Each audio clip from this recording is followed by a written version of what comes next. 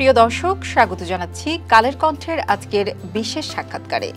আমাদের মাঝে আজকে উপস্থিত আছেন একজন স্বপ্নবাজ তরুণ সাঁতারু নাজমুল হক হিমেল, যিনি সাঁতরে পাড়ি দিতে যাচ্ছেন ইংলিশ চ্যানেল। স্বাগত হিমেল আপনাকে আমাদের স্টুডিওতে।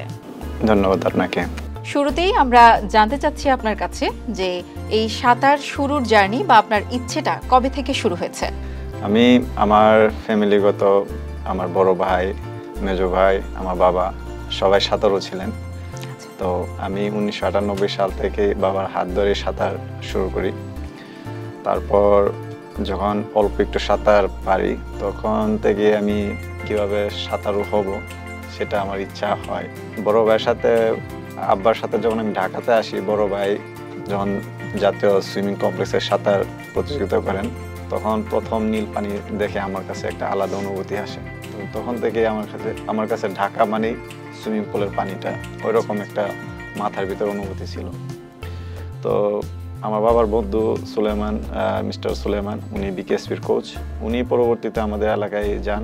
তারপর আমাকে উনি বিশেষভাবে কিছুদিন ট্রেনিং করান এবং সে বলে যে ঠিক আছে, তুমি বিকেএসপিতে ট্রায়াল দেওয়ার জন্য ট্রাই করো। তো তারপর থেকেই আমার বাবা আমাকে ট্রেনিং করান। তারপরে আমি বিকেএসপিতে ভর্তি হই। তারপর থেকে শুরু হয় আমার সাঁতার জীবনযাপন। আচ্ছা। তো 98 সালের পর থেকে আমি প্রথমে বাংলাদেশি কোচ, তারপর জাপানি কোচ, তারপর চীনা কোচের অধীনে আমি প্রায় টানা 10 বছর সাঁতার ক্যারিয়ার শুরু করি। লম্বা একটা সময়। আচ্ছা, যতদূর জানি আপনার বাবাও বোধহয় সাঁতারু ছিলেন। আমার বাবাও 80 দশকের জাতীয় সাঁতারু। আমরা যদি আপনার কাছে এখন জানতে চাই যে এই যে ইংলিশ চ্যানেল পাড়ি দেওয়ার একটা ইচ্ছে, এটা কবে থেকে শুরু হয়েছে আপনার মনের ভেতর থেকে? হয় না যে আমি ইংলিশ চ্যানেল পাড়ি দেবো, এরকম একটা ইচ্ছে, এটা কবে থেকে? ইংলিশ চ্যানেল পাড়ি দেওয়ার স্বপ্নটা মূলত তো 2016 সাল থেকেই আমার একটা প্ল্যান ছিল চায়নাতে সাংহাই একটা লেকে আমি সাঁতরাবো, কিন্তু এটা কোনো কারণে আমি আর অনুমতি পাইনি। তারপর 2019 সালে হাইনান প্রদেশে একটা সাগর আছে, তো ওইটা সম্ভবত 15 কিলোমিটার মতো, তো ওই জায়গায় আমি অনুমতি পাইনি। তারপর আমি যখন বাংলাদেশে 2023 সালে ছুটিতে আসি তখন আমাদের আরেক সাঁতারু, সে 2 বার অলিম্পিকে গেছিল, তো আমাকে বললো যে হিমেল ভাই চলেন আমরা ইংলিশ চ্যানেলের জন্য একটা ট্রাই করি, স্লট নেওয়ার চেষ্টা করি। তখন থেকে আমাদের প্রসেসিংটা শুরু হয়। তখন বললাম যে ঠিক আছে চলো ট্রাই করি। পরে আমি এসে 2 সপ্তাহ ঢাকায় ছিলাম, তো ওর সাথে এই ব্যাপার নিয়ে অনেক কথা হলো। তখন আমরা স্লট নিতে গিয়ে দেখলাম যে না, আমাদের স্লটটা 2028 সালে হয়তো পেতে পারি। তারপর বলবো যে এটা অনেক লম্বা সময়, আমরা তারপর থেকে এটা নিয়ে আমরা গিভ আপ করি নাই। যেহেতু এটা ট্রাই করছি, এটার ভিতরে একটা আলাদা আমাদের একটা অনুভূতি চলে আসছে যে আমরা আসলে মনে হয় আমরা করতে পারবো। তো তখন আমরা কত টাকা লাগবে বা কি প্রসেসিং বা কতটুকু সময় লাগবে আমাদের কোনো ধারণা ছিল না। আমাদের মনে হয় ধারণা ছিল যে এরকম যে আজকে মনে হয় অনলাইনে গেলাম, ট্রাই করলাম, হয়তো আগামী মাসে এরকম সুযোগ চলে আসবে। কিন্তু পরে জানতে পারলাম যে এটা খুবই লং ডিস্টেন্স প্রসেসিং ছিল। তারপরে আমরা অনেক চেষ্টা করলাম, পরে মূলত ও চেষ্টা করছে। তো পরে চেষ্টা করে আমাদের পার্শ্ববর্তী দেশের কলকাতার আরেকজন দাদা আছে, উনি বাংলাদেশি মূলত, তো ওনার সাথে কথা হলো। তো উনি বললো যে আমরা তো 2025 সালে স্লট পেয়েছি, তোমরা যদি চাও তাহলে আমরা একসাথে জয়েন করে একটা ইন্দো বাংলা টিম করতে পারি। তো এই সুবাদে আমাদের 2028 সাল অপেক্ষা করতে হলো না, তো আমরা 2025 সালে ইনশাল্লাহ জুলাই মাসেই রওনা হব। কতজন টিম আপনারা একসাথে যাচ্ছেন? আমরা বাংলাদেশ থেকে 2 জন, আমি এবং মাহফুজুর রহমান সাগর, আর আমাদের কলকাতা থেকে 2 জন বাংলাদেশি দাদা। তাহলে মোট 4 জন আপনারা একসাথে যাচ্ছেন? আমরা মোট 4 জন। ইংলিশ চ্যানেল পাড়ি দেওয়ার জন্য শারীরিক একটা ব্যায়াম আমার মনে হয় করা দরকার সবারই, তো সেটার প্রস্তুতি কেমন আপনার? ইংলিশ চ্যানেল পাড়ি দিতে গেলে মূলত সবচেয়ে বড় চ্যালেঞ্জিং হলো ঠান্ডা পানি। এটা খুবই ঠান্ডা পানি, বিশেষ করে অনেক সময় এটা হিমশীতল, যেটা আমাদের শরীরের জন্য এটা খুবই বিশেষ করে শ্বাস প্রশ্বাস জন্য খুবই মারাত্মক ভয়ঙ্কর একটা ক্ষতিকর। তো আমার চায়নাতে ট্রায়াথলন খেলার সুবাদে 19 ডিগ্রি পর্যন্ত আমাকে সুইমিং করতে হয়েছে। তখন আমি কিছুটা অনুভূতি ছিল যে হ্যাঁ ঠান্ডা পানি, প্রচুর ঠান্ডা পানি। তো সেক্ষেত্রে আমি আমার গ্রামের বাড়িতে নিজে একটা ছোট অ্যাকোয়ারিয়াম তৈরি করছি। এটা কিছুটা প্লাস্টিকের, তো ওইটার ভিতরে আইস দিয়ে প্রথম দিন 15 মিনিট 20 মিনিট দিয়ে ট্রেনিং করতেছি। আর মূলত আমি পুকুরে এবং আমাদের নদীতেই সুইমিং প্র্যাকটিসটা করি। মানে অ্যাকোয়ারিয়ামের মধ্যে আইস দিয়ে কিভাবে করছেন? ওইটা লম্বা ডাম টাইপের ডাম আছে, জাস্ট ওইটা মাঝখানে কেটে জাস্ট ওইটাতে বসে থাকি। ও আচ্ছা, কারণ মানে এটা ঠান্ডাটা আপনার শরীর কতখানি নিতে পারে? নিতে পারি। আচ্ছা আচ্ছা। সুইমিং করার তার অন্য কোনো উপায় নেই। এমনিতে বাড়ির পুকুরে যে আপনি সাঁতার কাটেন, ওটা দৈনিক কয় ঘন্টা? আমি মূলত সকালে যদি আবহাওয়া ভালো থাকে তাহলে চেষ্টা করি 2 ঘন্টা, আর বিকালবেলা যদি সূর্যাস্তর পরে যদি আবহাওয়া ভালো থাকে, যদি বৃষ্টি বাদল না হয় তাহলে চেষ্টা করি আরো 1 ঘন্টা অথবা রানিং করার চেষ্টা করি। সেক্ষেত্রে দৈনিক চেষ্টা করি প্রতিদিন 3 ঘন্টা, মাস্ট 3 ঘন্টা ট্রেনিং করার জন্য। আচ্ছা, ইংলিশ চ্যানেলের দৈর্ঘ্য কতটুকু? ইংলিশ চ্যানেলের দৈর্ঘ্য আমরা যেখান থেকে শুরু করব, এটা ইংল্যান্ডের ডোভার একটা জায়গার নাম, আমরা ওই ডোভার থেকে শুরু করব 34.5 কিলোমিটার, এবং এটা শেষ করব ফ্রান্সের সম্ভবত থ্যালাইস একটা জায়গা আছে, ওই জায়গাতে আমরা শেষ করব। এত দীর্ঘ একটা পথ, অনেক কিলোমিটার, 34.5 কিলোমিটার বললেন, তো এই 34.5 কিলোমিটার সাথে পার হওয়ার কি কোনো কৌশল আছে? কৌশল বলতে মানসিক, নিজেকে মনোবল যেটা আমি পারবো, আমাকে শেষ করতে হবে। তাছাড়া আমার 2004 সাল 2005 সালে ইন্ডিয়া ভাগীরথী নদীতে 21 কিলোমিটার অনেক আগে আমার প্র্যাকটিস ছিল, যার ফলে আমার বিশ্বাস যে টানা 7ম বারের মতো বেস্ট টিস্যু পেপার ব্র্যান্ড হিসেবে স্বীকৃতি পেয়েছে বসুন্ধরা টিস্যু। এই 34 কিলোমিটার আমি একা পারি দেবো না, আমরা 4 জন রিলে 1 ঘন্টা করে সুইমিং করবো, এতে ইনশাল্লাহ পারবো। আচ্ছা, ইংলিশ চ্যানেলের এই যে পানিটা, সমুদ্রের যে এত হিমশীতল ঠান্ডা, আপনি যেভাবে নিজের শরীরকে সহনীয় করে তুলছেন এই তাপমাত্রাটা, তো সেই ক্ষেত্রে যদি আপনার শরীরের উপরে এই তীব্র ঠান্ডাটা প্রভাব পড়ে তখন? হ্যাঁ, এটা নিয়ে আমারও একটু ভয়, কারণ আমরা তো গরম প্রধান দেশ, এখানে খুব একটা ঠান্ডা পড়ে না।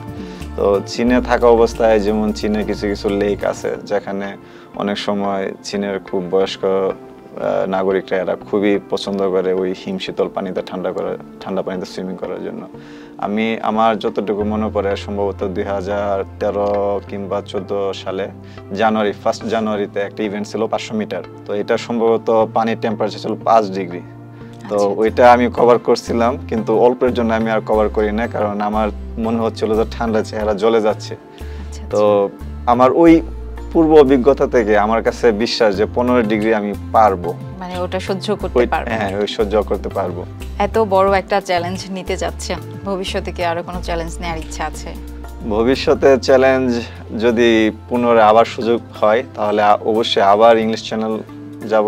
আমার ইচ্ছা, ব্রজেন্দ্র স্যার উনি তো 5 বার পাড়ি দিয়েছেন, তাকে হয়তো আমরা হয়তো কভার করতে পারবো না, তবে তাকে অনুসরণ করে চেষ্টা করব অত্যন্ত কিছুবার যাতে করতে পারি। আচ্ছা, আমি যত দূর শুনেছি আপনি চীনের কোনো একটা প্রতিষ্ঠানে শিক্ষকতা করতেন।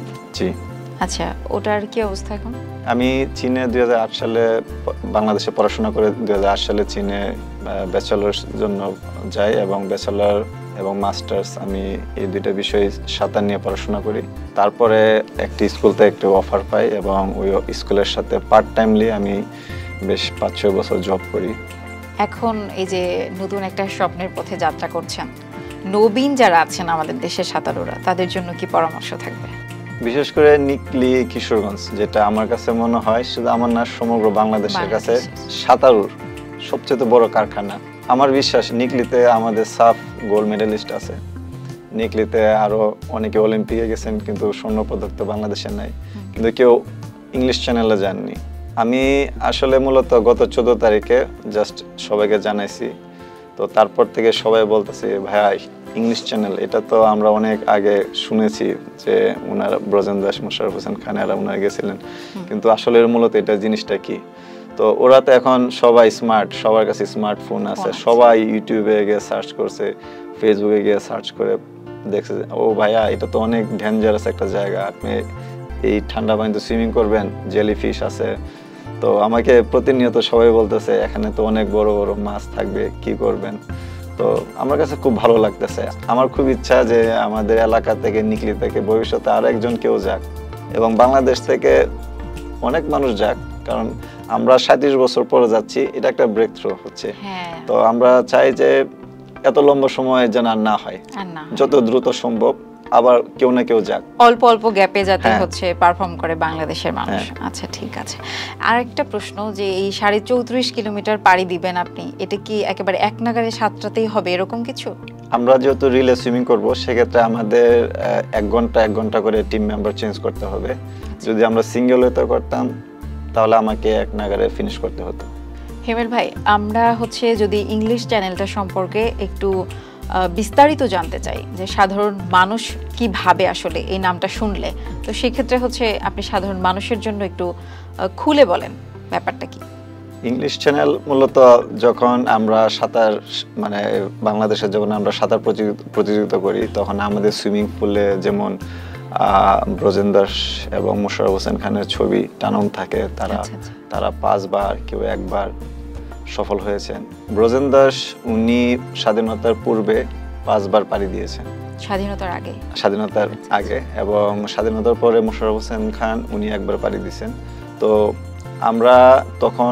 আমি পৃথিবীতে তখন আসিনি, তো আমার বাবা প্রায় ওনাদের কথা বলতেন, কারণ মোশাররফ হোসেন খান হলো আমার বাবার টিমমেট বা ওনার সমবয়সী সাঁতারু ছিলেন।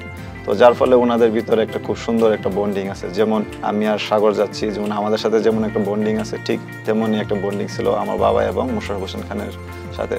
ঠিক বাবা আমাকে প্রায় বলতেন যে ইংলিশ চ্যানেল ব্যাপারটা, আমার বাবা এখনো জানে না, উনি হজে গেছেন, উনি এখনো জানেন না আমি ইংলিশ চ্যানেল যাচ্ছি। তো আমার কাছে মনে হচ্ছে যে এটা ওনার জন্য আরো বড় সারপ্রাইজ হবে একটা। আচ্ছা, এখানে আমি যদি আরেকটা কথা যোগ করতে চাই, সেটা হচ্ছে আপনার বাবা সাঁতারু ছিলেন, তো সেখান থেকে আপনি তার ছেলে, আপনিও সাঁতারু হয়েছেন, এখন ইংলিশ চ্যানেল পাড়ি দিতে যাচ্ছেন। কোথাও কি মনে হয় যে বাবার একটা অপূর্ণ স্বপ্ন ছিল, সেটা আমি পূরণ করছি, এরকম কিছু? বাবার অনেক স্বপ্ন ছিল যে আমি অত্যন্ত সাব গেমস যাই, আমার যতটুকু ধারণা, কারণ আমি যখন ট্রায়াথলন বা চায়নাতে ছিলাম তখন প্রায় বলতো যে সাব গেমসে আসার মতো এরকম কোনো টাইমিং করতে পারতেছি কিনা, কিন্তু তখন আসলে ওইরকম আমার ট্রেনিংয়ের সময় এত একটা সুযোগ ছিল না আমার, কারণ আমাকে জব করতে হতো, আমাকে নিজে আমার রান্না টান্না করতে হতো, সব মিলে আমি করতে পারতাম না। কিন্তু এরকম একটা চ্যালেঞ্জ আমার মাথায়, বলবো না যে অনেক আগে থেকে ছিল, বাট একটা সময় মাথায় ঝুঁকেছে, যে বিশেষ করে 2023 সালে আসার পর এটা নিয়ে আমি প্রচন্ড আকারে এটা নিয়ে মানে গবেষণা, এবং যে গবেষণা সেই কাজ। আচ্ছা, তো বললেন যে বাবা এখন হজে আছেন, তো তার সাথে কি দেখা করে যাওয়ার সময় সুযোগ হবে এরকম কি? হ্যাঁ, আমার বাবা আনুমানিক 13 তারিখ আসতেছেন সামনের মাসে, তো আমি তো জুলাই যাব, তো আমার ইচ্ছা যে আমার বাবার সাথে প্রথমে হাত কোলাকুলি করে বলবো বাবা আমি ইংলিশ চ্যানেল যাচ্ছি। আচ্ছা, এটা বড় একটা আশীর্বাদ আপনার জন্য। অনেক অনেক শুভকামনা আপনাকে আমাদের স্টুডিওতে আসার জন্য। নিশ্চয়ই আমরা আবার পরবর্তীতে কোনো গল্প আপনার কাছ থেকে শুনবো, আবারও কোনো জয়ী একটা গল্প নিয়ে আপনি আমাদের মাঝে আসবেন। অনেক ধন্যবাদ হিমেল আপনাকে। আপনাকেও ধন্যবাদ।